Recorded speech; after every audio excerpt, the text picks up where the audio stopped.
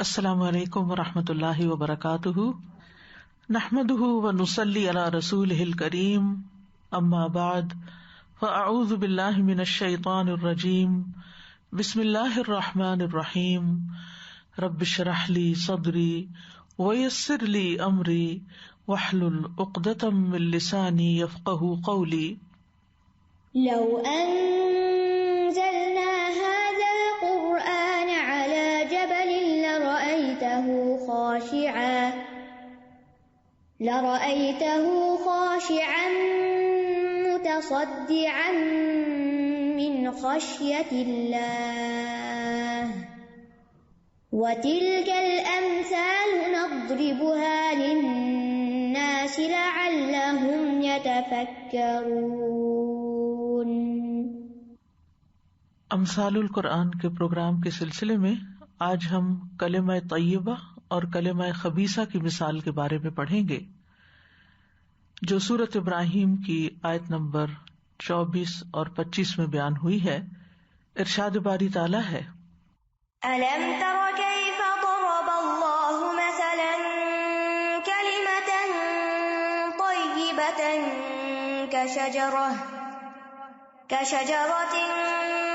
طَيِّبَةٍ أَصْلُهَا ثَابِتٌ وَفَرْعُهَا فِي السَّمَاءِ تُؤْتِي أُكُلَهَا كُلَّ حِينٍ بِإِذْنِ رَبِّهَا وَيَضْرِبُ اللَّهُ الْأَمْثَالَ لِلنَّاسِ لَعَلَّهُمْ يَتَذَكَّرُونَ۔ وَمَثَلُ كَلِمَةٍ خَبِيثَةٍ كَشَجَرَةٍ خَبِيثَةٍ اجْتُثَّتْ مِنْ فَوْقِ الْأَرْضِ مَا لَهَا مِنْ قَرَارٍ۔ يُثَبِّتُ اللَّهُ الَّذِينَ آمَنُوا بِالْقَوْلِ الثَّابِتِ فِي الْحَيَاةِ الدُّنْيَا وَفِي الْآخِرَةِ وَيُضِلُّ اللَّهُ الظَّالِمِينَ وَيَفْعَلُ اللَّهُ مَا يَشَاءُ۔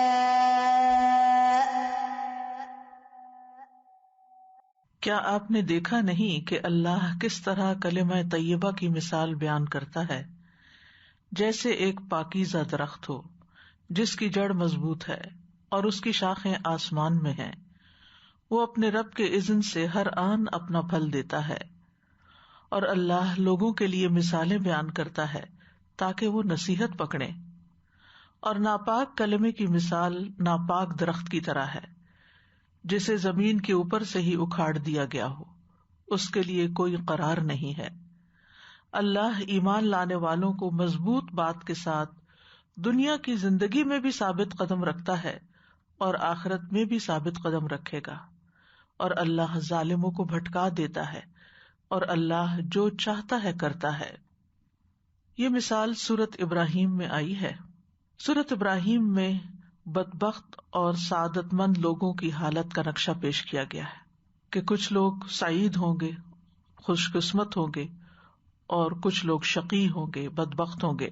پھر اس کے بعد یہ مثال بیان کی گئی ہے، اور اس صورت میں بدبختوں کا انجام بھی بتایا گیا، اور اسی طرح خوش بختوں کا بھی۔ خوش نصیب لوگوں کا انجام بیان کرتے ہوئے اللہ تعالیٰ فرماتے ہیں، وَأُدْخِلَ الَّذِينَ آمَنُوا وَعَمِلُوا الصَّالِحَاتِ جَنَّاتٍ تَجْرِي مِن تَحْتِهَا الْأَنْهَارُ خَالِدِينَ فِيهَا بِإِذْنِ رَبِّهِمْ تَحِيَّتُهُمْ فِيهَا سَلَامٌ۔ اور جو لوگ ایمان لائے اور انہوں نے نیک اعمال کیے، وہ ایسے باغوں میں داخل کیے جائیں گے جن کے نیچے سے نہریں بہتی ہیں، وہ ان میں اپنے رب کے اذن سے ہمیشہ رہنے والے ہوں گے، ان کی آپس کی دعا اس میں سلام ہوگی۔ تو جب اللہ سبحانہ وتعالیٰ نے ان خوش نصیب لوگوں کی حالت بیان کی، تو پھر اس کے بعد یعنی یہ آیت نمبر 23 ہے سورۃ ابراہیم کی، تو اگلی آیت میں پھر خوش قسمت لوگوں کی صفات بھی بیان کی گئیں، ان کا طرز زندگی بھی بیان کیا گیا، اور اس کی بنیاد کیا ہے۔ تو اس مثال سے بہت اچھی طرح واضح ہوتی ہے یہ بات، اور اسی طرح بدبخت لوگ کس طرح جیتے ہیں اور کس طرح مرتے ہیں، اور آخرت میں ان کا انجام کیا ہے، اس کی کلمہ خبیثہ کے ساتھ مثال دی گئی ہے.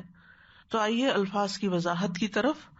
الم تر کیف ضرب اللہ مثلا، اللہ سبحانہ وتعالی اپنے نبی صلی اللہ علیہ وسلم سے مخاطب ہوتے ہوئے فرما رہے ہیں، الم تر، کیا آپ نے دیکھا نہیں. رآ کا لفظی معنی تو ہوتا ہے دیکھنا، لیکن صرف دیکھنا ہی معنی نہیں ہوتا. نظرہ جو ہوتا ہے اس کا معنی بھی دیکھنا ہوتا ہے، جو آنکھوں سے دیکھنا ہوتا ہے. اور رآ میں آنکھوں سے دیکھنا بھی، لیکن رؤیت قلبی بھی ہوتی، یعنی دل سے دیکھنا. مراد ہے رؤیت علمی، علم کی بنا پہ جاننا. تو الم ترا کا معنی الم تعلم بھی کیا جاتا ہے کہ کیا آپ جانتے نہیں کہ اللہ سبحانہ تعالیٰ نے کس طرح مثال بیان کی ہے اور کس چیز کو کس چیز کے ساتھ تشبیہ دی ہے. اور یہاں جو سوال کیا گیا ہے آ کے ساتھ، یہ حمزہ ہے اور یہ استفہام انکاری ہے، یعنی جس شخص کو علم نہ ہو اسے ایک طرح سے پوچھا جا رہا ہے کہ تمہیں علم کیوں نہیں، یعنی تمہیں یہ بات جان لینی چاہیے. کیا بات؟ کہ کیف ضرب اللہ مثلا، اللہ تعالیٰ کس طرح مثال بیان کرتا ہے. ضربہ کا ویسے تو لفظی معنی مارنا ہوتا ہے، لیکن بیان کرنے کے لیے حسب موقع حسب سیاق بھی اس کا معنی بدلتا رہتا ہے. اور مثال کا لفظ اس بات کے لیے ہوتا ہے، اس قول کے لیے جس میں ایک چیز کو دوسری چیز سے تشبیہ دی جاتی ہے.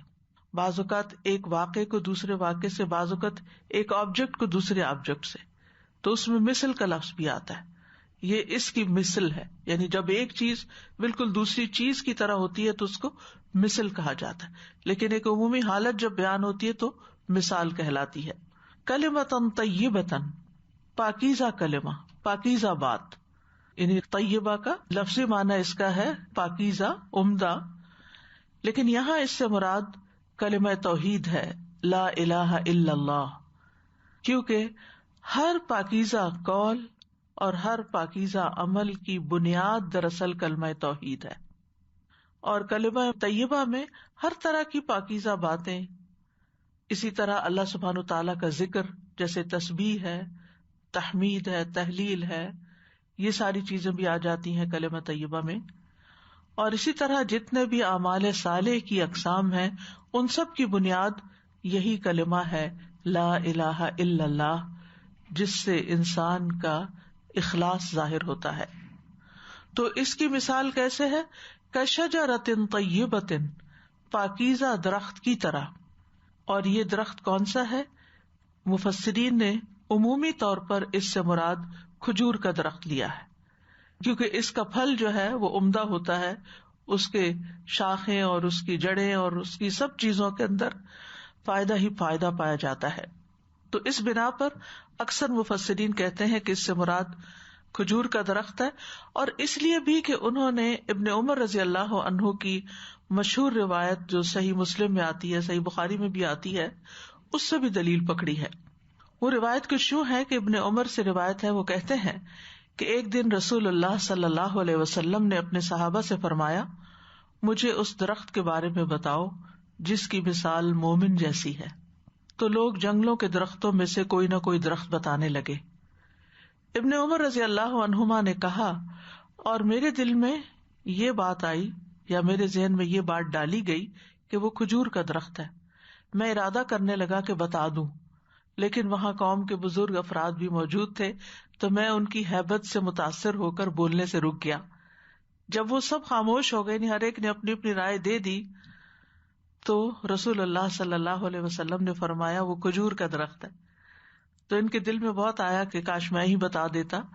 اور حضرت عمر کو پتا چلا تو انہوں نے کہا کہ اتنا اور اتنا مال مجھے ملتا تو اس سے مجھے اتنی خوشی نہ ہوتی جتنا تمہارے اس جواب دینے سے.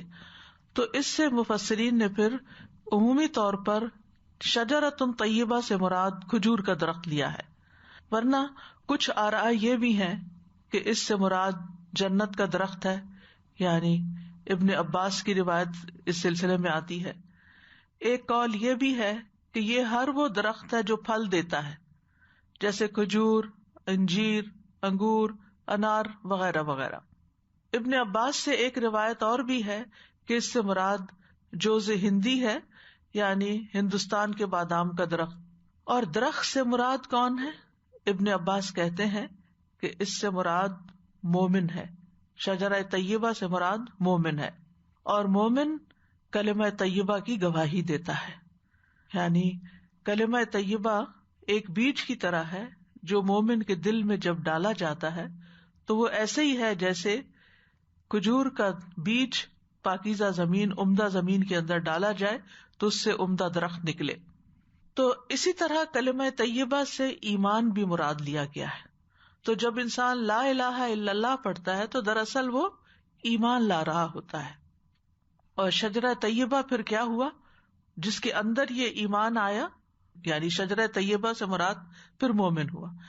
یعنی جب ایمان مومن کے اندر آئے تو اس کے بعد اس سے جو پھل پھول آئے وہ اس کے اعمال صالح ہوں، اس کے اندر بہترین اخلاق ہو، اچھی عبادات ہوں، اور وہ تمام چیزیں پیدا ہوں جو ایک عمدہ درخت کے ساتھ ہوتی ہیں.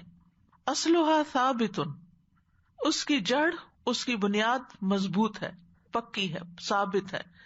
یعنی اس کی جڑ زمین کی تہہ کے اندر چلی گئی ہے اور اس کے اندر تک جانے کی وجہ سے اس کا تنا انتہائی مضبوط ہے، جس کی وجہ سے وہ آندھیوں طوفانوں کے سامنے کھڑا رہتا ہے، قائم رہتا ہے. یعنی جتنی بھی مخالفتیں آتی ہیں وہ اس کی اصل کو نہیں ہلا سکتی. تو اصلھا ثابت، یعنی یہ وہ کلمہ جس کا مومن کا دل اقرار کر لیتا ہے، اس کو قبول کر لیتا ہے، تو پھر وہ اس کے دل کے اندر جڑ پکڑ لیتا ہے، مضبوط ہو جاتا ہے.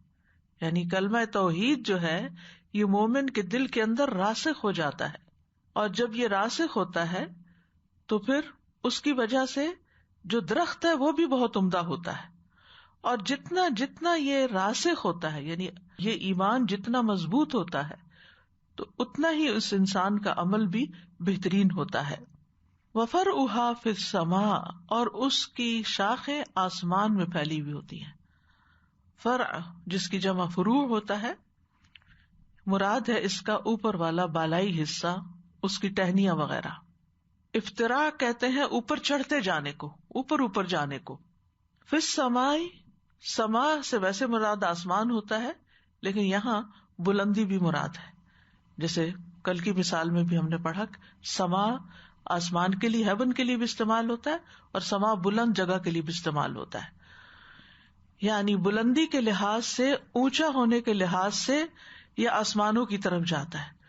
اور جو درخت جتنا اونچا جاتا ہے وہ اتنا ہی حسین منظر پیش کرتا ہے، اتنا ہی خوبصورت ہوتا ہے. یہ اس کے حسن و جمال کی علامت ہوتی ہے کہ وہ بہت اونچا چلا گیا ہے. اور پھر آپ دیکھیے کہ جو عمدہ درخت ہوتا ہے اس کی شان بھی یہی ہوتی ہے کہ اس کی جڑیں مضبوط ہوں، وہ زمین سے بھی اپنی غذا حاصل کرے اور پھر فضا سے بھی اپنی غذا حاصل کرے. جدید تحقیق سے یہ بات بھی ثابت ہوئی ہے کہ جو بڑے درخت ہوتے ہیں وہ اپنی غذا کا صرف 5% زمین سے حاصل کرتے ہیں، باقی فضا سے حاصل کرتے ہیں. کیونکہ آپ دیکھیے کہ زمین کے نیچے گندگی، پولوشن اور بہت ساری چیزیں ایسی ہوتی ہیں کہ جو درختوں کو متاثر کرتی ہیں. آگے ہم کلمہ خبیثہ کی مثال پڑھیں گے کہ جو زمین پہ پھیلا ہوا ہے، جھاڑ جھنکار ہے. تو آپ نے دیکھا ہوگا کبھی سڑک کے کنارے سفر کرتے ہوئے کہ جو اونچے درخت ہوتے ہیں وہ پھر سرسبز نظر آتے ہیں، اور جو نیچے ہوتے ہیں بیکار قسم کے ہوتے ہیں، جو گرد و غبار ہوتا ہے وہ سارا ان کے اوپر پڑا ہوا ہوتا ہے. بعض اوقات ان کی شکل تک نظر نہیں آتی کہ یہ کس چیز کا پودا ہے. تو جو پودا بلند ہوتا ہے، جو درخت بلند ہوتا ہے، فرعها فی السماء ہوتا ہے، جو وہ اتنا ہی خوبصورت ہوتا ہے. اور فرعها فی السماء سے یہاں مراد مومن کے نیک اعمال ہیں، اور مومن کے نیک اعمال آسمانوں کی طرف اٹھتے ہیں کلمہ توحید کی بدولت. جیسے قرآن مجید کی سورۃ فاطر میں آتا ہے الیہ یصعد الکلم الطیب والعمل الصالح یرفعہ، اسی کی طرف ہر پاکیزہ بات چڑھتی ہے اور نیک عمل اسے بلند کرتا ہے. یعنی مومن کو بلندیاں نیک اعمال کی وجہ سے ملتی ہیں.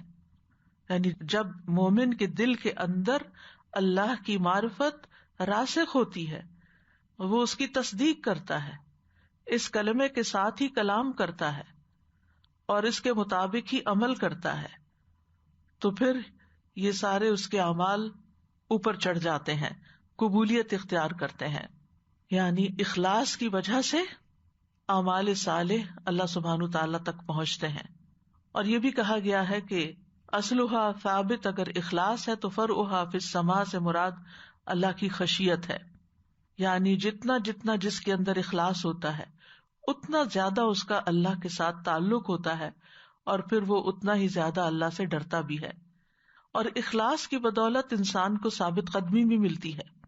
آپ دیکھیے کہ یوسف علیہ السلام کتنے حسین تھے، نوجوان تھے، اور اس وقت غلام بھی تھے، اور ایک انتہائی بڑی اسٹیٹس کی عورت نے، کہا جاتا ہے ملکہ تھی اس وقت کی، جس نے ان کو برائی کی دعوت دی، اور اس کے اندر اس کی اتھارٹی بھی تھی اور اس کی شدت بھی تھی، اور اس نے ہر طرح کا انتظام بھی کیا تھا کہ وہ بہت اندر تک ان کو برائی کی دعوت دے رہی تھی.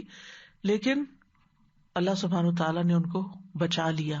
لولا ان رأى برہان ربی، تو یہ برہان کیا تھی؟ یہ ان کا اخلاص تھا، یہ ان کی توحید تھی، یہ اللہ کی خشیت تھی کہ جس کی وجہ سے انہوں نے اس کا انکار کر دیا. ورنہ آپ دیکھیے کہ کوئی صورت بظاہر نظر نہیں آتی ایسے موقع پر کسی انسان کے انکار کرنے کی، اور ایسی عورت کو انکار کرنے کی جو ایک عام عورت نہیں ہے. لیکن یوسف علیہ السلام کو اللہ سبحانہ تعالیٰ نے ان کے اخلاص کی وجہ سے بچا لیا. تو بہرحال فرعھا فی السماء، اس سے ایک معنی یہ بھی لیا گیا ہے کہ اس سے مراد آسمانوں میں مومن کا تذکرہ ہے.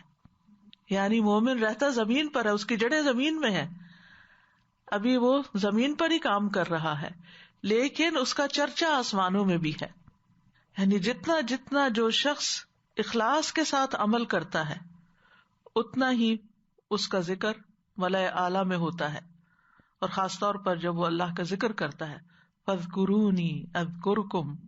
ربیع بن انس سے مروی ہے، وہ کہتے ہیں کہ اس کا مطلب یہ ہے کہ اس کا تنا زمین میں گڑا ہوا ہے، اور وہ اصلھا ثابت کے ساتھ فی الارض بھی پڑھا کرتے تھے. وہ کہتے ہیں کہ یہ مومن ہے جس کی مثال بیان کی گئی ہے کہ وہ اللہ تعالیٰ کے لیے اخلاص اختیار کرتا ہے، اور پھر اس اخلاص پر مبنی عبادت کرتا ہے، یعنی دکھاوے کی عبادت نہیں کرتا. پھر اسی طرح ہم جانتے ہیں کہ تسبیحات جو ہیں وہ آسمانوں کی طرف اٹھتی ہیں. سنن ابن ماجہ کی روایت ہے، رسول اللہ صلی اللہ علیہ وسلم نے فرمایا، بے شک تم لوگ اللہ کی عظمت کا جو ذکر کرتے ہو، یعنی کلمہ طیبہ جو کہتے ہو، دوسرے لفظوں میں یعنی سبحان اللہ، لا الہ الا اللہ، الحمد للہ، تو یہ الفاظ عرش کے گرد چکر لگاتے ہیں. فرعھا فی السماء، ان کلمات کی ایسی بنبناہٹ ہوتی ہے جیسے شہد کی مکھیوں کی بنبناہٹ. یہ کلمات اپنے ذکر کرنے والے کی اللہ کے ہاں یاد دلاتے ہیں. کیا تم میں سے کوئی یہ پسند نہیں کرتا کہ اس کے لیے کوئی ایسا ہو یا ہمیشہ اللہ کے ہاں اس کی یاد دلائی جاتی رہے؟ یعنی جب تک وہ یہ اذکار کرتا رہے تو اس کی یاد وہاں پر موجود رہے. اسی طرح ہم جانتے ہیں کہ اللہ کے ذکر کے علاوہ قرآن مجید کی تلاوت جو ہے یہ بھی آسمانوں میں تذکرے کا سبب ہے. فرعھا فی السماء، یعنی یہ نیکیاں ایسی ہیں کہ جو آسمانوں تک جا پہنچتی ہیں. رسول اللہ صلی اللہ علیہ وسلم نے فرمایا، صحیح ترغیب و ترہیب کی روایت ہے کہ قرآن کی تلاوت اور اللہ عز و جل کے ذکر کو لازم کر لو، کیونکہ یہ آسمان میں تمہارے تذکرے کا باعث ہیں اور زمین میں تمہارے لیے نور اور روشنی کا سبب. یعنی اس سے تمہیں اپنی زندگی کی راہیں ملیں گی، نیکیوں کے مواقع ملیں گے، اچھے برے میں فیصلہ کرنے کی قوت ملے گی، کیونکہ نور سے چیزیں روشن ہوتی ہیں نا، اور نور کا برعکس اندھیرے ہیں. تو اندھیروں سے نکلنے کے لیے انسان کو نور چاہیے. تو یہ چیز انسان کے لیے، یہ ذکر جو ہے وہ انسان کے لیے نور کا باعث ہوتا ہے. پھر فرمایا تؤتی اکلھا کل حین باذن ربھا. تؤتی، وہ دیتا ہے، یعنی یہ درخت دیتا ہے، اکلھا، اپنا پھل. اکل کہتے ہیں کھائی جانے والی چیز کو، اکلا کا معنی ہوتا ہے کھانا، اس نے کھایا. اور اکل وہ چیز جو کھائی جا سکے، یعنی اپنے معقولات. ویسے تو درخت کے اوپر کئی طرح کی چیزیں لگتی ہیں، لیکن اکل سے مراد وہ چیزیں ہیں جو کھانے کے قابل ہوں. درخت پہ پتے بھی ہوتے ہیں، درخت پہ پھول بھی لگتے ہیں، درخت کے اوپر اس کے بڈز وغیرہ بھی ہوتے ہیں، بیج بھی ہوتے ہیں جو پک جاتے ہیں، پھل وغیرہ. لیکن یہاں اکل سے مراد کھانے کے قابل چیز. مراد یہ ہے کہ یہ نہایت عمدہ اور پاکیزہ درخت اپنا پھل نکالتا رہتا ہے. کب؟ کل حین، ہر وقت. کل حین کے کئی معنی کیے گئے. حین عربی زبان میں وقت کو کہتے ہیں. مجاہد اور اکرمہ کہتے ہیں حین سے مراد پورا سال ہے، کیونکہ کھجور کا درخت سارا سال پھل دیتا ہے، یعنی مختلف شکلوں میں. کبھی شگوفے ہوتے ہیں، کبھی کچی کھجور ہوتی ہے، کبھی پکی ہوتی ہے، رطب ہوتے ہیں. سعید بن جبیر کہتے ہیں کہ اس سے مراد خوشہ نکالنے سے لے کر پھلوں کو توڑنے تک یہ 6 مہینے مراد ہیں کل حین سے. اور ایک اور قول، تیسرا معنی یہ بھی کیا گیا کہ اس سے مراد صبح اور شام ہے. ایک قول یہ بھی ہے ہر ماہ، ایک اور قول ہے ہر 2 ماہ بعد، ایک قول ہے ہر 7 ماہ بعد. تو بات یہ ہے کہ کھجور کی مختلف قسمیں ہوتی ہیں، جس میں کچی کھجوریں بھی ہوتی ہیں، تمر بھی ہوتی ہے، رطب بھی ہوتی ہیں. تو کھجور کے پھل کو مرحلہ وار استعمال کیا جاتا ہے، ہر سٹیج پر اس کا پھل استعمال ہوتا ہے مختلف چیزوں کے اندر. یعنی اس کا گودا، کچی کھجور، نیم پختہ کھجور، تازہ پکی ہوئی کھجور اور مکمل پکی ہوئی کھجور، اور پھر اترنے کے بعد اس کو جب خشک کر کے چھوارے بنا لیا جاتا ہے تو وہ کھجور. تو اس میں یہ ہے کہ کل حین ہر حال میں فائدہ مند ہے، ہر زمان میں فائدہ مند ہے. لیکن کیا ہے؟ بِإِذْنِ رَبِّهَا، اپنے رب کے اذن کے ساتھ، یعنی اللہ کی مشیت کے ساتھ، جو کہ اس درخت کا خالق ہے. کہنے کا مطلب یہ ہے کہ کوئی درخت اپنے آپ سے سب کچھ نہیں کرتا، بلکہ اللہ کے اذن ہوتا ہے، توفیق ہوتی ہے تو کرتا ہے. تو چونکہ مومن اس درخت کی طرح ہے نا، تو پھر مومن بھی اللہ کے اذن سے ہی، اللہ کی دی ہوئی توفیق سے نیک عمل کرتا ہے. اور یہاں مراد کیا ہے کہ مومن اپنے ثمرات اعمال صالح کی شکل میں دیتا ہے، جو شجرہ طیبہ کی شکل میں ظاہر ہوتے ہیں، اور پھر وہ ہر حال میں اچھے کام کرتا ہے، چاہے بات ہو، چاہے عمل ہو، چاہے عبادت ہو، چاہے اخلاق ہو، وہ جہاں بھی ہو، دن ہو، رات ہو، صبح ہو، شام ہو، سمر ہو، ونٹر ہو، اسپرنگ ہو، بچہ ہو، بوڑھا ہو، جوان ہو، غم میں ہو، خوشی میں ہو، اس کے زبان سے خیر کے کلمات ہی نکلتے ہیں، اس سے اچھے کام ہی سرزد ہوتے ہیں، اس سے صرف خیر کی توقع ہوتی ہے. مومن سے دن رات نیک اعمال صادر ہوتے ہیں، ہر وقت پھل ملتے ہیں، اس سے آپ کو اس سے فائدہ ہی پہنچتا ہے. جیسے پچھلی مثال میں ہم نے پڑھا تھا نا، وَأَمَّا مَا يَنْفَعُ النَّاسَ فَيَمْكُثُ فِي الْأَرْضِ، جو چیز لوگوں کو فائدہ دیتی ہے وہ زمین میں قرار پکڑ جاتی ہے. تو اسی طرح اس درخت کو بھی قرار ہے، کیونکہ یہ فائدہ مند درخت ہے. جو بیکار درخت ہوتے ہیں، لوگ ویڈز وغیرہ، گھاس وغیرہ اور اس طرح کی چیز اکھاڑ کے ان کو پرے پھینک دیتے ہیں، لیکن ایسے درختوں کو پریزرو کرتے ہیں. اور اسی طرح یہ بھی آپ دیکھیے کہ مومن کے جو اچھے اعمال ہیں، ایک تو یہ کہ وہ منقطع نہیں ہوتے، ہر حال میں اچھا کام کرتا ہے، اور اس کے اعمال صالح بھی دن رات کی گھڑیوں میں آسمانوں کی طرف اٹھائے جاتے ہیں. اسی طرح اس کے اچھے اعمال کا سلسلہ کبھی منقطع نہیں ہوتا، مرنے کے بعد بھی نہیں ہوتا. رسول اللہ صلی اللہ علیہ وسلم نے فرمایا، مرنے کے بعد انسان کے اعمال کا سلسلہ منقطع ہو جاتا ہے سوائے 3 چیزوں کے، جن کا ثواب میت کو پہنچتا رہتا ہے. نمبر 1 صدقہ جاریہ، نمبر 2 لوگوں کو فائدہ دینے والا علم، نمبر 3 نیک اولاد جو میت کے لیے دعائیں کرتی ہے. تو جس مومن کے اندر جتنا اخلاص ہوگا، اس اخلاص کے ساتھ جو صدقہ کرے گا، خیر کے کاموں میں کرے گا، علم حاصل کرے گا، علم پھیلائے گا، اپنی اولاد کی اچھی تربیت کرے گا، تو یہ ساری چیزیں اس کے لیے مرنے کے بعد صدقہ جاریہ بن جائے گی. تؤتی اکلھا کل حین باذن ربھا، یعنی زندہ ہے تب بھی فائدہ مند ہے، مر گیا تب بھی اس سے لوگ انسپائر ہوتے رہتے ہیں، اور اس کے اچھے اعمال کا سلسلہ جاری رہتا ہے. اسی طرح مومن جو ہے صحت کی حالت میں اچھے کام کرتا ہے تو اس کا بھی اس کو ثواب ملتا ہے. اگر وہ بیمار ہو جائے یا سفر پر ہو اور اس کے اچھے اعمال میں کچھ کمی آ جائے جو روٹین میں وہ کرتا ہے، مثلا نماز 4 رکعت کی بجائے 2 رکعت پڑھ رہا ہے سفر میں، یا بیماری کی حالت میں کھڑے ہونے کے بجائے بیٹھ کے پڑھ رہا ہے، یا لیٹ کے اور اشاروں سے پڑھ رہا ہے، تو بھی اس کا ثواب لکھا جاتا ہے.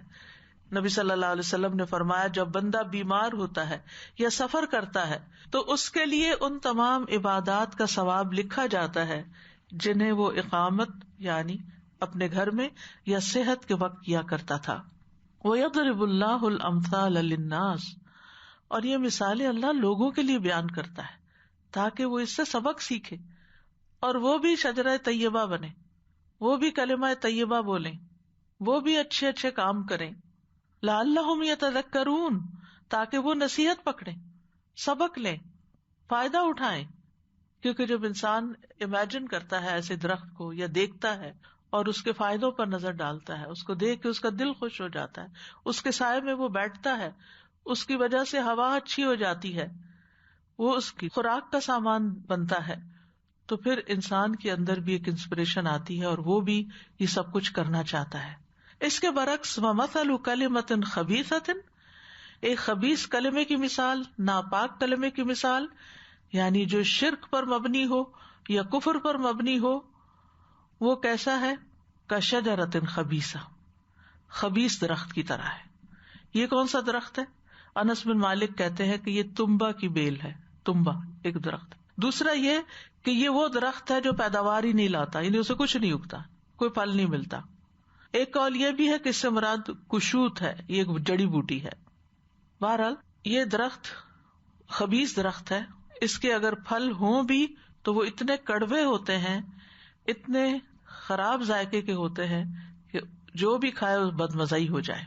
آپ نے دیکھا ہوگا کہ بعض پھل اتنے کڑوے ہوتے ہیں کہ اگر وہ پاؤں کے نیچے رکھے جائے نا تو کڑواہٹ آپ کو منہ میں محسوس ہوگی.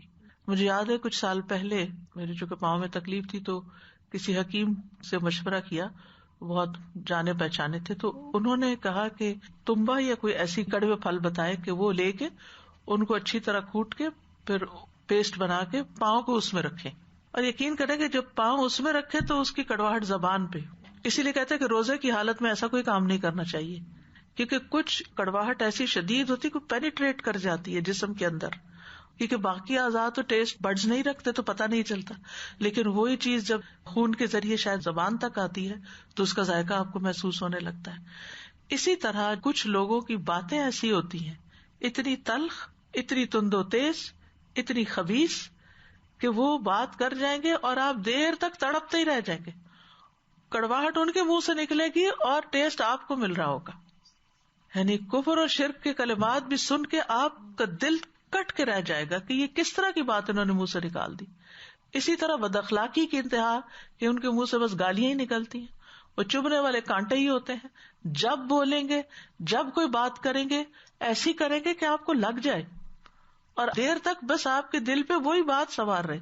یعنی بہت دفعہ ایسے ہوتا ہے نا کہ بعض لوگ کوئی ایسی بات کہہ جاتے ہیں کہ آپ اس سے پیچھا نہیں چھڑا سکتے، آپ چاہتے ہیں کہ بھول جائیں اس بات کو، لیکن پلٹ پلٹ کے آپ کے ذہن میں آتی، پلٹ پلٹ کے، اور آپ کو تکلیف دیتی رہتی، جیسے کوئی سانپ ہو تو بار بار ڈستا رہے. تو یہ شجرہ خبیثہ کی مثال ہے. بالکل ایسے ہی جیسے کوئی کانٹا بازو کا چبھ کے، چاہے وہ چھوٹا سا ہی ہوتا نا، آپ نے دیکھو کہ چھلتر جس کو بولتے ہیں، چھوٹا سا چھلکا، بہت چھوٹا، وہ بھی جب چبھ جاتا ہے نا انسان کو تو جب تک وہ نکل نہیں جاتا انسان کو چین نہیں آتا، اور اگر انسان نکالے نا اور وہ اس کے اندر ہی رہ جائے تو آپ کی اسکن جو ہے وہ گلنا شروع ہو جائے گی. اس کو نکالنا بھی ضروری ہوتا ہے. اجتثت من فوق الارض، اس کو زمین کے اوپر سے ہی اکھاڑ پھینکا گیا. اجتثت، اکھاڑ دیا گیا. اجتثت کا لفظ جو ہے یہ جث سے ہے، جیم سا تھا اس کا روٹ ہے. ہر اس چیز پر اس کا اطلاق ہوتا ہے جو زمین سے بلند ہو جائے. اسی سے انسان کا جثہ بھی ہوتا ہے، جسم بھی ہوتا ہے. جثہ، جسم جو ہوتا ہے وہ زندہ انسان کا ہوتا ہے، اور جثہ جو ہے وہ مردہ لاش کو جثہ کہتے ہیں عربی میں، یعنی اس کی روح نکل گئی. تو یہ کلمہ خبیثہ ایسا پودا ہوتا ہے جس کی جڑیں انتہائی کمزور ہوتی ہیں اور اوپر اوپر ہوتا ہے. چونکہ تکلیف دیتا ہے تو لوگ اس کو فوراً نکال نکال کے پھینکتے چلے جاتے، اس کو ٹکنے نہیں دیتے. یعنی کوئی اپنے گارڈن میں ایسی چیز نہیں لگائے گا اور کوئی اپنے راستے میں ایسی چیز نہیں رہنے دے گا. ما لہا من قرار، اس کو کوئی قرار ہے ہی نہیں، یعنی اس پودے کو ثبات ہی نہیں، اس پودے کی رگیں ہی نہیں جو اس کو سہارا دے سکے. نہ کوئی اچھا پھل لاتا ہے، اور اگر لائے بھی تو انتہائی بد ذائقہ اور کڑوا. یہی مثال ایک خبیث انسان کی ہے، شرک کرنے والے یا کفر کرنے والے یا بد اخلاق اور بد زبان اور کلمہ خبیثہ بولنے والے کی. کہ اس کے اندر کوئی خیر و بھلائی نہیں، نہ اس کے اعمال آسمان کی طرف بلند ہوتے ہیں اور نہ اس کا کوئی عمل قبول کیا جاتا ہے، اور یہ سب سے بدترین چیز ہے جو زمین پر پائی جاتی ہے، جو لوگوں کو تکلیف دیتی ہے۔ تو جس طرح اس درخت سے فائدہ نہیں اٹھایا جاتا، اسی طرح شرک کرنے والا اگر کوئی اچھے اعمال کرتا بھی ہے، بعض اوقات ایسے ہوتے ہیں نا کہ ایسے پودے دور پار کہیں جنگلوں میں لگے ہوئے تو دیکھ ایک منظر اچھا لگتا ہے، تو ایسے شرک اور کفر کرنے والوں کے بعض اعمال بڑے مزین لگتے ہیں، لیکن وہ قیامت کے دن ان اعمال سے کوئی فائدہ نہیں اٹھا سکے گا، اس کے اعمال دنیا میں ہی برباد ہو جائیں گے، یا ان کی جزا یہیں پر اس کو مل جائے گی یا ختم ہو جائیں گے۔ یثبت اللہ الذین آمنوا، اللہ تعالیٰ ثابت قدمی عطا کرتا ہے ان لوگوں کو جو ایمان لائے، یعنی اللہ اپنے مومن بندوں کو ثبات عطا کرتا ہے، جو کامل طور پر دل سے ایمان لاتے ہیں، زبان سے اس کی تصدیق بھی کرتے ہیں اور جوارح سے عمل بھی کرتے ہیں، کیونکہ حقیقی ایمان جو ہوتا ہے نا، اس کا ثمرہ اعمال کی صورت میں ظاہر ہوتا ہے۔ یہ ہو نہیں سکتا کہ جس کا ایمان سچا ہو، خالص ہو، اچھا ہو، پھر اس کی گفتگو اچھی نہ ہو، پھر اس کے معاملات اچھے نہ ہو، پھر اس کے تعلقات اچھے نہ ہو، اس کی عبادات اچھی نہ ہو، یہ نہیں ہو سکتا۔ تو اللہ ثابت قدمی عطا کرتا ہے ایمان والوں کو کس چیز کے ساتھ؟ بالقول الثابت، ثابت بات کے ساتھ، مضبوط بات کے ساتھ، یعنی کلمہ شہادت اور کلمہ اخلاص کے ساتھ، عقیدہ توحید کے ساتھ، فی الحیات الدنیا و فی الآخرہ، دنیا کی زندگی میں بھی اور آخرت میں بھی، یعنی دنیا کی زندگی سے اس کی وہ زندگی مراد ہے جو وہ اس زمین پر بسر کرتا ہے، اور آخرت سے مراد سب سے پہلا مرحلہ آخرت کا جیسے قبر ہے، یعنی قبر میں جو سوال جواب اس سے کیے جاتے ہیں وہاں وہ ثابت قدمی عطا کرتا ہے۔ دنیا میں اللہ تعالیٰ اہل ایمان کو سخت سے سخت آزمائشوں میں اسلام پہ قائم رکھتا ہے، جیسے فرعون کی بیٹی کی مشاطہ تھی، اس کی جو ہیئر ڈریسر تھی، کہ جب اس کے ہاتھ سے کنگھی گری اور اس نے بسم اللہ پڑھ کے اٹھائی تو وہ فرعون کی بیٹی بولی کہ کیا یہ میرے باپ کا نام لیا تم نے؟ کہا کہ نہیں، جس نے آسمان و زمین کو پیدا کیا سب، تو اس بنا پر اس کو مار ڈالا گیا۔ تو اس کی خوشبو جنت میں آ رہی تھی جب نبی صلی اللہ علیہ وسلم نے معراج کی۔ اسی طرح اصحاب الاخدود کو آپ دیکھ لیجیے، آگ کے گڑھوں میں انہیں گرایا گیا، النار ذات الوقود اذ ہم علیہا قعود۔ پھر ان انبیاء اور شہداء کو دیکھ لیجیے جو اللہ کے راستے میں قتل ہوئے، یعنی جان دے دی انہوں نے، اپنی بات سے نہیں ہٹے، اسلام کا دامن نہیں چھوڑا۔ ابراہیم علیہ السلام کو دیکھ لیجیے، کس طرح اللہ تعالیٰ نے ان کو ثابت قدمی عطا کی، آگ میں پھینکے گئے پھر بھی وہ اپنی بات سے باز نہیں آئے۔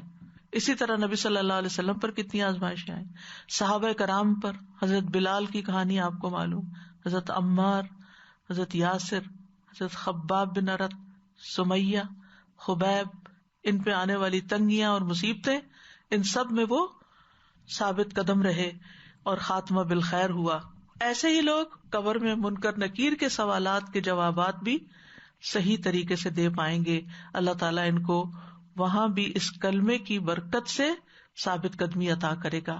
صحیح بخاری میں آتا ہے، رسول اللہ صلی اللہ علیہ وسلم نے فرمایا، مسلمان سے جب قبر میں سوال کیا جاتا ہے تو وہ شہادت دیتا ہے کہ اللہ کے سوا کوئی معبود برحق نہیں اور محمد صلی اللہ علیہ وسلم اللہ کے رسول ہیں۔ اور اس ارشاد باریک تعالیٰ کا بھی یہی مفہوم ہے، یثبت اللہ الذین آمنوا بالقول الثابت فی الحیات الدنیا وفی الآخرہ۔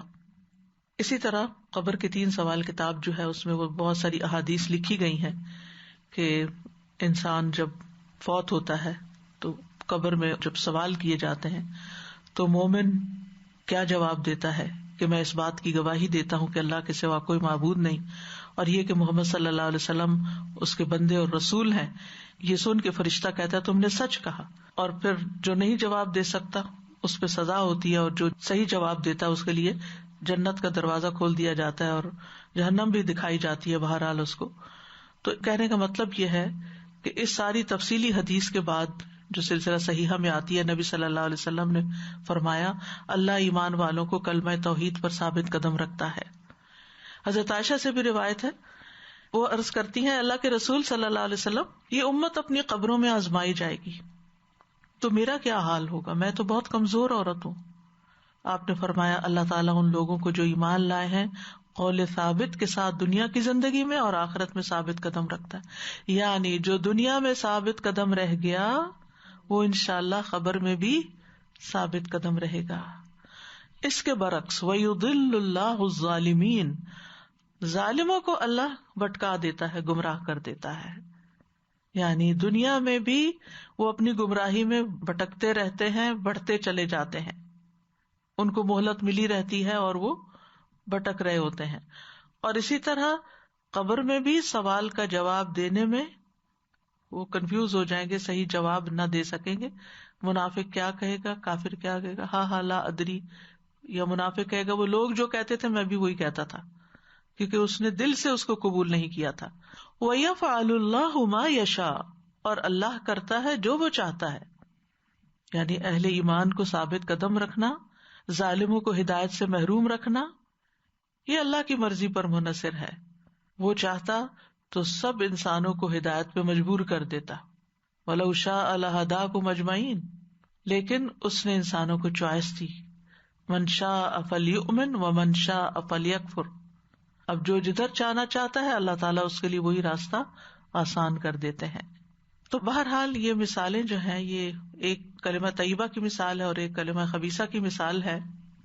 تو بہت ہی عمدہ مثال ہے جس سے ہمیں زندگی کا ایک بہترین پہلو سمجھ میں آتا ہے، اور وہ یہ کہ ہماری زندگی میں کلمہ طیبہ، کلمہ اخلاص، کلمہ توحید، لا الہ الا اللہ کی بہت بڑی اہمیت ہے. اس کے بغیر نہ کوئی عمل قبول ہے اور نہ کوئی عمل درست ہو سکتا ہے. تو ہمیں سب سے زیادہ اس بنیاد پر ورک کرنے کی ضرورت ہے کہ ہم اللہ سبحانہ تعالی کے مقام کو پہچانیں، لا الہ الا اللہ کا معنی جانیں، اور پھر اس کے مطابق اپنی نیتوں کو بھی درست کریں کہ ہر کام اللہ کے لیے کریں، اپنی زبان کو بھی درست کریں، زبان سے وہ بات نکالیں جو اللہ تعالیٰ کو پسند ہو، اخلاق اور رویہ بھی وہ اختیار کریں جو اللہ تعالیٰ کو پسند ہو، عبادات بھی ویسی کریں جیسی سنت میں ہے اور جو اللہ تعالیٰ کو راضی کر دیں. تو مومن جو ہے ایسے درخت کی طرح ہے جس میں خیر ہی خیر ہے.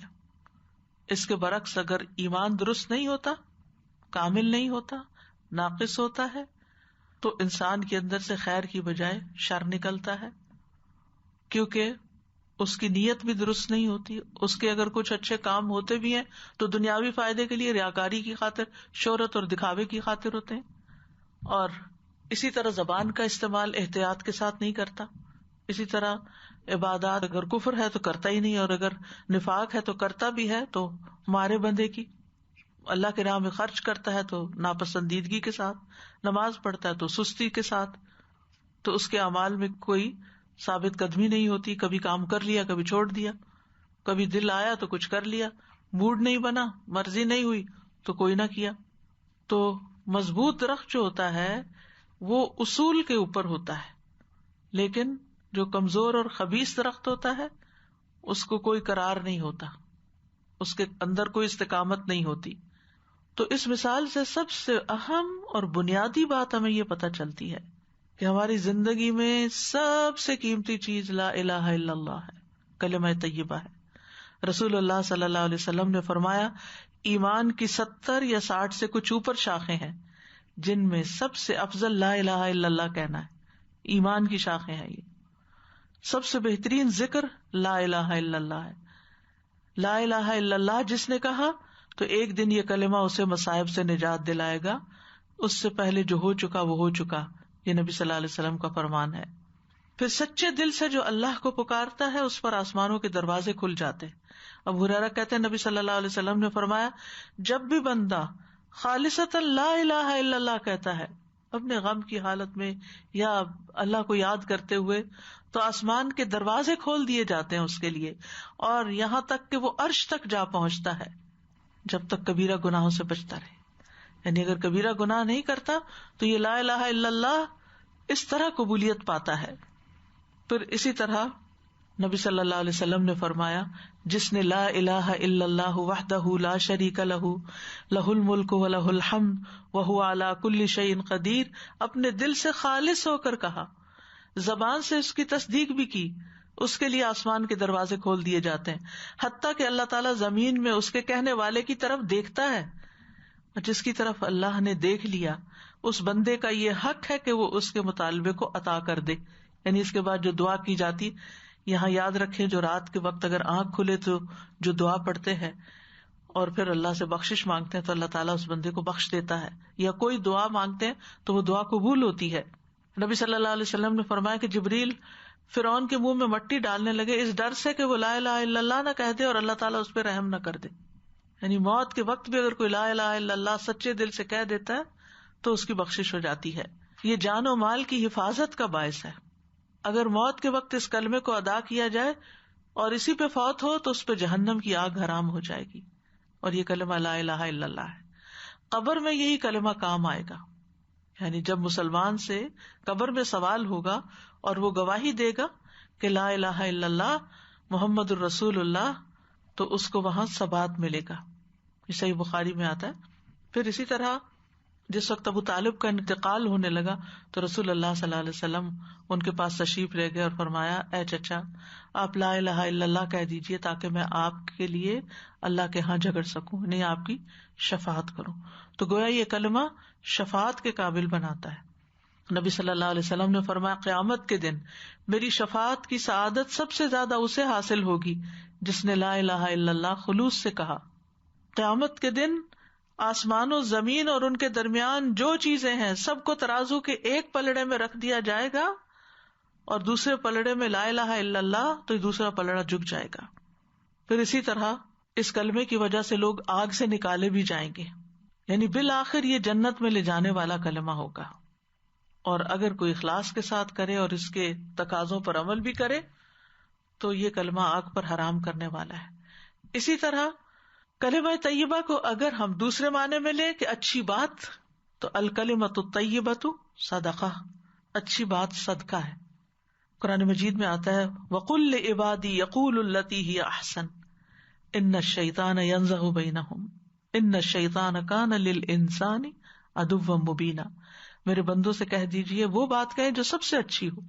بے شک شیطان ان کے درمیان جھگڑا ڈالتا ہے، بے شک شیطان ہمیشہ سے انسان کا کھلا دشمن ہے. تو کلام جو ہے، قول جو ہے، اگر عمدہ ہو تو صدقہ ہے. تو گویا یہ کوئی معمولی چیز نہیں، اچھی باتیں کر کر کے ہم ہر وقت صدقہ کر سکتے ہیں، لیکن ہم اس کا احساس ہی نہیں کرتے، اس کا خیال ہی نہیں کرتے. کبھی بولتے ہوئے سوچتے ہی نہیں کہ ہم جو بات بول رہے ہیں یہ بھی صدقہ شمار ہوگی. ایک اچھی بات انسان کو آگ سے بچا سکتی ہے. رسول اللہ صلی اللہ علیہ وسلم نے فرمایا جہنم سے بچو خواہ کھجور کا ایک ٹکڑا ہی صدقہ کر کے، اور اگر وہ بھی نہ ملے تو اچھی بات کر کے، کسی کا دل خوش کر کے، کسی کو اچھے سے رسپانس کر کے. پھر اسی طرح اچھی بات، ایمان والی بات، نیکی کی بات جنت میں داخلے کا باعث ہے، اللہ کی خوشنودی کا باعث ہے، درجات کی بلندی کا باعث ہے. رسول اللہ صلی اللہ علیہ وسلم نے فرمایا کوئی شخص اللہ کو راضی کرنے والی ایک بات کرتا ہے اور وہ نہیں سمجھتا کہ اس کا اثر وہاں تک ہوگا جہاں تک وہ ہو جاتا ہے، اس ایک بات کی وجہ سے اللہ اس کے لیے اپنی ملاقات کے دن تک اپنی رضامندی لکھ لیتا ہے. کلمۃ طیبہ، تو یہاں مثل کلمۃ طیبہ کشجرۃ طیبہ اصلها ثابت وفرعها فی السماء. ایسی قبولیت اور ایسی ثبات اس کو کہ وہ قیامت تک لکھا گیا، جڑ پکڑ گیا. اور اسی طرح اگر بری بات زبان سے نکالتا ہے جس کو وہ کوئی اہمیت نہیں دیتا تو اس کی وجہ سے جہنم کی کھائیوں میں جا گرے گا. نبی صلی اللہ علیہ وسلم نے فرمایا بندہ اللہ کی رضامندی کی ایک بات زبان سے نکالتا ہے جس کو وہ اہم نہیں سمجھتا، مگر اس کی وجہ سے اللہ تعالیٰ اس کے درجات بلند کر دیتا ہے. وہ اعمال جو درجات کو بلند کرتے ہیں، اچھا کلام ہے، سلام کو عام کرنا ہے، جو بخشش کو واجب کر دیتے ہیں، کھانا کھلانا ہے، سلامتی کے ساتھ جنت میں لے جانے کا باعث ہے. آپ نے فرمایا سلام پھیلاؤ، اچھی گفتگو کرو، صلہ رحمی کرو. رات کو جب لوگ سو رہے ہیں اور تم قیام کرو، سلامتی کے ساتھ جنت میں داخل ہو جاؤ گے. عمدہ بالا خانے ہیں اس شخص کے لیے جو اچھی بات کرے. اور اسی طرح بے شک بندہ ایک ایسا کلمہ زبان سے نکالتا ہے جو اللہ کی ناراضگی کا باعث ہوتا ہے، جسے وہ کوئی اہمیت نہیں دیتا، لیکن اس کی وجہ سے وہ جہنم میں گرا دیا جاتا ہے۔ تیسرا فائدہ ان مثالوں سے جو ہمیں ملتا ہے کہ کلمہ طیبہ کی مثال پاکیزہ درخت کی طرح ہے، اور پاکیزہ درخت کی صفات کیا ہوتی ہیں؟ منظر بھی اچھا، پھل بھی اچھا، فائدہ بھی بے شمار، اور پھر اس سے جو بیج نکلتے ہیں عمدہ، وہ مزید اور پودے اس سے نکل آتے ہیں اور درخت نکل آتے ہیں۔ اور چونکہ کھجور کا درخت سب سے عمدہ قرار پایا تو اس کا کوئی ایسا حصہ نہیں جو بیکار جاتا ہو، ہر حصے سے فائدہ اٹھایا جاتا ہے، اس کی شاخ، چھال، پتے، اس کی جڑیں، یعنی مختلف چیزوں میں استعمال ہوتی ہیں سب چیزیں، یعنی انتہائی بابرکت، عمدہ اور پاکیزہ درخت ہے۔ اور پھر چونکہ جڑیں اس کی زمین میں مضبوط ہوتی ہیں، تو جب تیز و تند ہوائیں بھی چلتی ہیں، حالات مخالف بھی ہوتے ہیں، تو بھی وہ اپنی بات پہ، اپنی توحید پہ، اپنے رب کے ساتھ جو اس کے کمٹمنٹ ہے اس پر وہ جمع رہتا ہے۔ باطل کے جھگڑے اور بگولے اور یہ ساری چیزیں اس کو اکھاڑ نہیں سکتی، جلا نہیں سکتی۔ اور تیسری بات یہ کہ اس کی شاخیں بہت بلند ہوتی ہیں، کلمۃ اللہ ہی العلیٰ۔ پھر یہ کہ اپنے پھل ہمیشہ دیتا رہتا ہے، دل میں جڑ پکڑ لیتا ہے، اور جتنا کلمہ مضبوط ہوگا اتنا ہی پھل زیادہ اچھا آئے گا۔ اور پھر یہ ہے کہ اس درخت کو ہرا بھرا رکھنے میں پانی کا بھی اہم کردار ہوتا ہے، خصوصاً جب درخت لگ رہا ہوتا ہے۔ تو اس سے یہ بات بھی پتہ چلتی ہے کہ ایک اچھا مومن جو ہوتا ہے وہ علم کا پانی مسلسل لیتا رہتا ہے تاکہ اس کی جڑیں مضبوط رہیں اور اس کے اعمال خوبصورت رہیں۔ پھر اسی طرح درخت کو صفائی ستھرائی کی بھی ضرورت ہوتی ہے، کانٹ چھانٹ کی ضرورت ہوتی ہے۔ اسی طرح مومن جو ہے اس کو بھی تربیت اور تزکیہ کی ضرورت ہوتی ہے، جس کے لیے اس کو ایسی مجالس میں، ایسے استادوں کے پاس حاضر ہونے کی ضرورت ہوتی ہے جو اس کے لیے یہ کام کر سکے۔ جیسے گارڈن کو گارڈنر کی ضرورت ہوتی ہے، تو اسی طرح مومن کو بھی ایک مربی کی ضرورت ہوتی ہے، کیونکہ فوق کل ذی علم علیم، ہر علم والے کے اوپر ایک علم والا ہوتا ہے، اور ہر علم والے کو اپنی اصلاح کی بھی ضرورت ہوتی ہے۔ پھر اسی طرح یہ ہے کہ صرف پانی ہی کافی نہیں ہوتا، اس کو ملاوٹ سے پاک کرنا بھی ضروری ہوتا ہے، کیونکہ اگر پولوٹڈ پانی ہے تو وہ درخت کو جلا کے بھی رکھ سکتا ہے۔ تو اسی طرح اگر علم جو ہے وہ خالص علم نہیں ہے، سچی بات نہیں ہے، درخت کو نقصان بھی ہو سکتا ہے۔ پھر یہ ہے کہ شجرہ طیبہ ہو یا مومن ہو، دونوں ہی سراسر فائدے کے ہیں۔ دونوں کی جو تشبیہ ہے دونوں کے فائدوں کی وجہ سے ہے۔ یہ صرف فائدہ دیتے ہیں، نقصان نہیں دیتے۔ احسان کا معاملہ کرتا ہے مومن، خرابی نہیں کرتا، دینے والا ہوتا ہے، لینے کا لالچ نہیں ہوتا۔ اسی طرح پرہیزگاری اختیار کرتا ہے، چھپ کے بھی برائیاں نہیں کرتا، لوگوں کے ساتھ اچھا سلوک کرتا ہے، ان کی برائیوں سے درگزر کرتا ہے، کسی کو دیتا بھی ہے تو اخلاص کے ساتھ دیتا ہے، بدلے یا شکر گزاری کے ارادے سے نہیں دیتا۔ کھجور کا درخت سیدھی قامت والا ہوتا ہے، اس میں قوت اور مضبوطی ہوتی ہے، سچا مومن بھی اپنے دین میں طاقتور ہوتا ہے۔ پھر اسی طرح خود بھی ہدایت یافتہ ہوتا ہے اور لوگوں کو بھی ہدایت کی طرف بلاتا ہے۔ جیسے کھجور کا درخت اپنے اندر بھی خوبصورتی رکھتا ہے، یا جو بھی عمدہ درخت ہے، اور دوسروں کو بھی اپنے پھل دیتا چلا جاتا ہے۔ تو جو نفع مند مومن ہوتا ہے وہ ہمیشہ اپنی ذات سے دوسروں کو خیر پہنچاتا رہتا ہے۔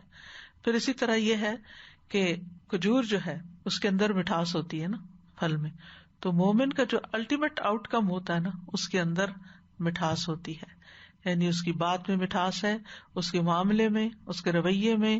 یعنی آپ جب اس کے ساتھ معاملہ کریں گے تو آپ کو پتا ہوگا کہ اس سے خیر ہی ملے گی مجھے، یعنی آپ اس سے بات کریں تو آپ کو مزہ آ جائے، آپ اس کے ساتھ بیٹھے تو آپ کو خوشی ہو، آپ اس کے ساتھ مل کے کام کریں تو اس کے ساتھ کام کرنا خوشگوار ہو۔ یعنی کچھ لوگ اتنے ایزی گوئنگ ہوتے ہیں، وہ کسی بات کو مسئلہ نہیں بناتے، آپ ان سے کسی قسم کا تعاون مانگیں وہ فوراً تعاون کرنے کو تیار ہوتے ہیں۔ وَيُؤْثِرُونَ عَلَىٰ أَنفُسِهِمْ وَلَوْ كَانَ بِهِمْ خَصَاصَةٌ، دوسروں کو اپنے اوپر ترجیح دیتے ہیں خواہ خود بھوکے ہی کیوں نہ ہو۔ خود بھی کسی چیز کے ضرورت مند ہوتے ہیں لیکن دوسرے کی ضرورت کو زیادہ مد نظر رکھتے ہوئے اس کی طرف تعاون کا ہاتھ بڑھاتے ہیں۔ اسی طرح آپ دیکھیے کہ کھجور اٹ سیلف جو ہے، یعنی کہ اس کے اندر مٹھاس تو ہے، غذائیت بھی ہے۔ رسول اللہ صلی اللہ علیہ وسلم نے فرمایا جس گھر میں کھجور نہیں وہ اس گھر کی مانند ہے جس میں کوئی کھانا نہیں. یعنی یہ پانچواں فائدہ ان مثالوں میں سے. حضرت عائشہ فرماتی ہیں رسول اللہ صلی اللہ علیہ وسلم نے فرمایا اے عائشہ جس گھر میں کھجور نہ ہو گھر والے بھوکے ہیں. آپ نے 2 یا 3 بار یہ بات فرمائی. نبی صلی اللہ علیہ وسلم کی پسندیدہ اور محبوب غذاؤں میں سے مکھن اور کھجور تھا, اسی لیے کچھ لوگ ان دونوں کو اکٹھا کر لیتے ہیں. اور بعض اوقات آپ کے گھر میں کھانے کو کچھ نہیں ہوتا تھا, صرف پانی اور کھجور ہوتی تھی. 2 مہینے کھانا نہیں پکتا تھا اور کھجور پانی پر ہی گزارا ہوتا رہتا تھا. اللہ اکبر. ہم روزہ رکھنا ہو تو کیا کیا اہتمام کرتے ہیں, اور یہ نہ ہو تو روزہ افطار نہیں ہو سکتا, اور وہ نہ ہو تو رکھا نہیں جا سکتا. بہترین سحری ہے کھجور. نبی صلی اللہ علیہ وسلم نے فرمایا کھجور مومن کی بہترین سحری ہے. نبی صلی اللہ علیہ وسلم روزہ بھی کھجور سے افطار کرتے تھے, اگر تازہ ہوتی تو ٹھیک, ورنہ خشک, اگر خشک بھی نہ ملتی تو پانی کے چند گھونٹ پی لیتے تھے. اسی طرح کھجور کا صدقہ کرنا بھی بڑا فائدہ مند ہے. کھجور کا دینا وہ بھی بڑے خیر کی بات ہے. یعنی آپ نے فرمایا کھجور کا ٹکڑا دے کر ہی اپنے آپ کو آگ سے بچا لو. یعنی اور چیز کی بھی مثال ہو سکتی تھی, لیکن خاص طور پر کھجور کی مثال آپ نے دی. پھر اللہ تعالیٰ ایک کھجور کو بڑھا کر احد پہاڑ جتنا کر دیتا ہے. جیسے حلال کمائی میں سے اگر کوئی شخص ایک کھجور کے برابر صدقہ کرتا ہے اور اللہ تعالیٰ صرف پاکیزہ چیزوں کو قبول کرتا ہے تو اللہ تعالیٰ اسے اپنے داہنے ہاتھ سے قبول کرتا ہے, پھر اس کو اس صدقہ دینے والے کے لیے بڑھاتا ہے, ایسے ہی جیسے کوئی اپنے گھوڑے کے بچے کو پال کے بڑھاتا ہے, یہاں تک کہ وہ صدقہ پہاڑ برابر ہو جاتا ہے. ایک کھجور, یہاں بھی کھجور کی مثال دی گئی. چھٹا فائدہ جو ان آیات سے ہمیں ملتا ہے وہ یہ کہ ایمان پر ثابت قدمی دینے والے کچھ اسباب ہوتے ہیں. یعنی اگر ہم چاہتے ہیں کہ ہم لا الہ الا اللہ کہنے کے بعد جم جائیں اور ہمارے اعمال بہترین ہو جائیں تو پھر ہمیں کچھ کام کرنے ہوں گے. نمبر 1 قرآن کے ساتھ مضبوط تعلق, کیونکہ مسلسل تعلق جو ہے اس سے لنثبت بہ فؤادک, دل کو جماؤ ملتا ہے. دوسری بات دین پر مضبوطی سے قائم رہنا.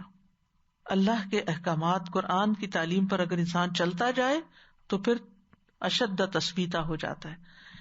سورۃ النساء میں آتا ہے اگر وہ واقعی اس پہ عمل کرتے جو انہیں نصیحت کی جاتی ہے تو یہ ان کے لیے بہتر اور زیادہ ثابت قدم رکھنے والا ہوتا. تیسری چیز ہے دعا. ربنا لا تزغ قلوبنا بعد اذ ہدیتنا ربنا افرغ علینا صبرا وثبت اقدامنا. پھر چوتھی چیز ہے انبیاء کے واقعات میں غور و فکر کرنا. سورۃ ہود میں آتا ہے وَكُلًّا نَقُصُّ عَلَيْكَ مِنْ أَنبَاءِ الرُّسُلِ مَا نُثَبِّتُ بِهِ فُؤَادَكَ. ہم رسولوں کی خبروں میں سے ہر وہ چیز آپ سے بیان کرتے ہیں جس کے ساتھ ہم آپ کے دل کو ثابت قدم رکھتے ہیں. یعنی سیرت الانبیاء پڑھیے, قصص الانبیاء پڑھیے ثابت قدمی کے لیے. پانچویں چیز ہے اللہ کا ذکر کرنا, کیونکہ ذکر کے اندر بہت عجیب و غریب تاثیر ہے اور یہ دین کے اوپر انسان کو ثابت قدم رکھتی ہے. آپ صلی اللہ علیہ وسلم نے فرمایا اس شخص کی مثال جو اپنے رب کا ذکر کرتا ہے اور جو نہیں کرتا زندہ اور مردہ کی طرح ہے. ایک جگہ پر آتا ہے سورۃ انفال میں یا ایھا الذین آمنوا اذا لقیتم فئۃ فاثبتوا واذکروا اللہ کثیرا لعلکم تفلحون. اے لوگو جو ایمان لائے ہو, جب تم کسی گروہ کے مقابل ہو تو جمے رہو اور اللہ کو بہت یاد کرو تاکہ تم فلاح پاؤ. چھٹی چیز ہے نفس کے ساتھ جہاد کرنا, اپنی ویڈز کو نکالتے رہنا, خواہشات اور شبہات اور شہوات سے نبرد آزما ہوتے رہنا. پھر یہ کہ اللہ کے راستے میں کوشش کرنے والوں کا ساتھ دینا. اچھی صحبت, یعنی ایسی صحبت کہ جو آپ کو ایمان پر تقویت دے. آپ بھولیں تو آپ کو اللہ کی یاد دلائے, آپ سے غلطی ہو تو آپ کی غلطی کی اصلاح کی جائے. اور حقیقت میں ایک بہت بڑی غنیمت ہے, یعنی اچھا ساتھی ملنا. کسی کا کہنا ہے کہ اگر یہ خرید کر بھی حاصل کیا جا سکتا ہو تو انسان کو اپنا انتہائی قیمتی سرمایہ خرچ کر دینا چاہیے اچھے ساتھی کی تلاش میں. اللہ کے رسول صلی اللہ علیہ وسلم پر وحی آتی تھی, لیکن آپ کو بھی کیا کہا گیا, وَاصْبِرْ نَفْسَكَ مَعَ الَّذِينَ يَدْعُونَ رَبَّهُمْ بِالْغَدَاةِ وَالْعَشِيِّ. تو ہمیں تو اس سے بھی زیادہ ضرورت ہے کہ ہمارے لیے نیک صحبت ہو, اچھے دوست ہوں جو ہمیں نیکی کی تلقین کرتے رہیں, ہماری غلطیوں پر ہمیں یاد دہانی کراتے رہیں. پھر یہ کہ اللہ کے راستے میں کوشش کرنا, دین کی خدمت کرنا. وَالَّذِينَ جَاهَدُوا فِينَا لَنَهْدِيَنَّهُمْ سُبُلَنَا وَإِنَّ اللَّهَ لَمَعَ الْمُحْسِنِينَ. جو لوگ ہمارے راستے میں کوشش کریں گے ہم انہیں ضرور اپنے راستے دکھائیں گے, اور بے شک اللہ یقینی طور پر نیکی کرنے والوں کے ساتھ ہے. وَلَيَنصُرَنَّ اللَّهُ مَن يَنصُرُهُ. اللہ ضرور ان لوگوں کی مدد کرے گا جو اس کے دین کی مدد کرتے ہیں. اور آخری چیز ہے اس میں آخرت کی یاد, انسان اگر اپنی آخرت کو یاد رکھے تو دنیا اس کے سامنے حقیر ہو جائے گی، اور جب حقیر ہوگی تو پھر انسان کلمہ خبیثہ سے بھی بچے گا، پھر انسان بری باتوں سے پرہیز کرے گا جو اس کے دین کو نقصان دینے والی ہوں گی. بہت سی چیزوں سے انسان اپنی آخرت کے ڈر کی وجہ سے، آخرت کے انجام کی فکر کی وجہ سے بچتا ہے، شہوات، شبہات، شکوک سے اور خواہشات سے اپنے آپ کو روکتا ہے تاکہ وہ آخرت میں ناکام نہ ہو. اللہ سبحانہ و تعالی ہمیں عمل کی توفیق عطا فرمائے. کرنے کے کام یہ ہے کہ ہم لا الہ الا اللہ پر ورک کریں، اس کی شرائط کو بجا لائیں، اس کا علم حاصل کریں، اس کا یقین حاصل کریں، اس کے تقاضوں کے اوپر جھک جائیں اللہ کے سامنے، سچے دل سے اس کو اختیار کریں، اخلاص کے ساتھ اللہ کی عبادت کریں، اللہ اور اس کے رسول کی محبت ہر چیز سے بڑھ کر اپنے دل میں ہو، اور باقی چیزوں کا جو اس کے علاوہ ہیں ان کی عبادت کا انکار کریں. تو اللہ سبحانہ و تعالی ہمیں بہترین عمل کی توفیق عطا فرمائے. سبحان اللہ والحمد للہ ولا الہ الا اللہ واللہ اکبر، لا الہ الا اللہ واللہ اکبر، لا الہ الا اللہ وحدہ لا الہ الا اللہ ولا شریک لہ، لا الہ الا اللہ لہ الملک ولہ الحمد، لا الہ الا اللہ ولا حول ولا قوۃ الا باللہ، لا الہ الا اللہ وحدہ لا شریک لہ، لہ الملک ولہ الحمد وہو علی کل شیء قدیر. اللہم انی اسألک الہدی والتقی والعفاف والغنی، اللہم آت نفسی تقواہا وزکھا انت خیر من زکاہا انت ولیہا ومولاہا. اللہم توفنا مسلمین واحینا مسلمین والحقنا بالصالحین غیر خزایا ولا مفتونین. ربنا آتنا فی الدنیا حسنۃ وفی الآخرۃ حسنۃ وقنا عذاب النار. ربنا لا تزغ قلوبنا بعد اذ ہدیتنا وہب لنا من لدنک رحمۃ انک انت الوہاب. ربنا افرغ علینا صبرا وثبت اقدامنا وانصرنا علی القوم الکافرین. اللہم اشف مرضانا ومرضی المسلمین. یا اللہ تمام بیماروں کو صحت عطا فرما. سب لوگ جنہوں نے دعاؤں کے لیے کہہ رکھا ہے ان کی دعائیں قبول فرما. یا اللہ ہر حاجت مند اور ہر ضرورت مند کی ضرورت پوری فرما. اللہ ہمیں دن دگنی رات چگنی ایمان اور عمل صالح میں ترقی عطا فرما. آخر دم تک صحت اور سلامتی کے ساتھ ایمان پر، کلمہ توحید پر قائم رہنے کی توفیق دے. ربنا تقبل منا انک انت السمیع العلیم وتب علینا انک انت التواب الرحیم.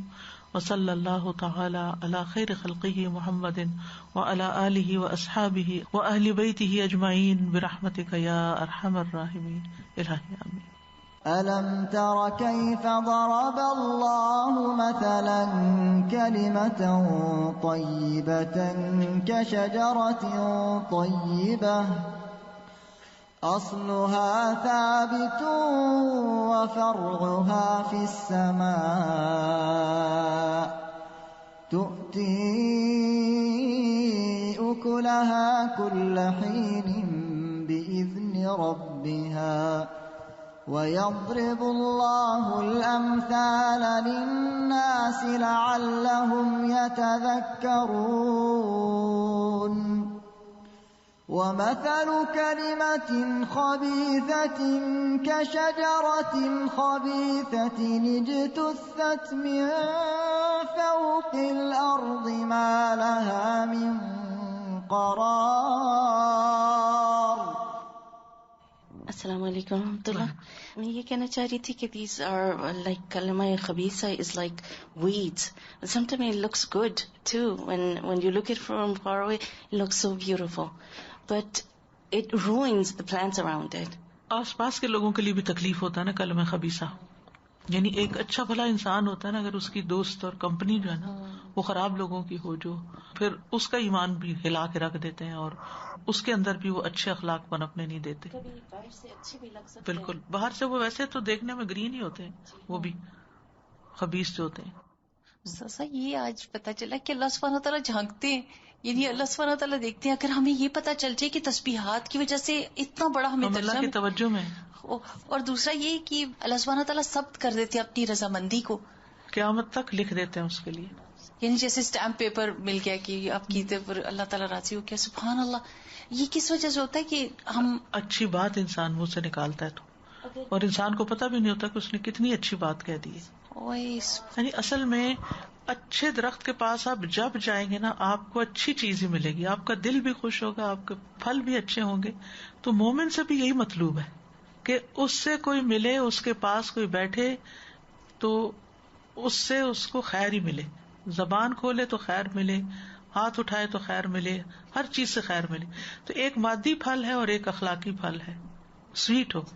استاذہ جی، یہ جو بات ہے نا کہ جڑیں مضبوط ہوتی ہیں اور جھاڑ جھنکار، تو اتنی آسانی، جیسے آپ بیج بوئے نا تو بیج کو نکلنے میں 8-10 دن لگیں گے، لیکن وہ جھاڑ جھنکار بیج جلدی نکل آتے. وہ ارد گرد اس کو روئن کرنے کے لیے آپ کو ڈھونڈنا پڑے گا کہ اصلی پودا کہاں ہے. وہ آتے ہیں اور فٹافٹ نکل کے اور روئن کر دیتے ہیں. تو اسی طرح علم کی پختگی بھی پھر ایسے ہی ہے نا کہ جیسے آپ تھوڑی محنت کریں اور اس پہ جمے رہیں، استقامت کریں، ورنہ یہ تھوڑے تھوڑے بالکل ادھر ادھر چلے گئے. تو سر یہ جو لا الہ الا اللہ کا کلمہ ہے، اس میں یعنی ہم کو یہ سوچنا چاہیے کہ ہم کس کس کی نفی کر رہے ہیں. یعنی فیشن کی نفی کر رہے ہیں، اپنی نفس کی نفی کر رہے ہیں، میرے جو خواہشات کی نفی ہو رہی ہے، شبہات کی نفی ہو رہی ہے.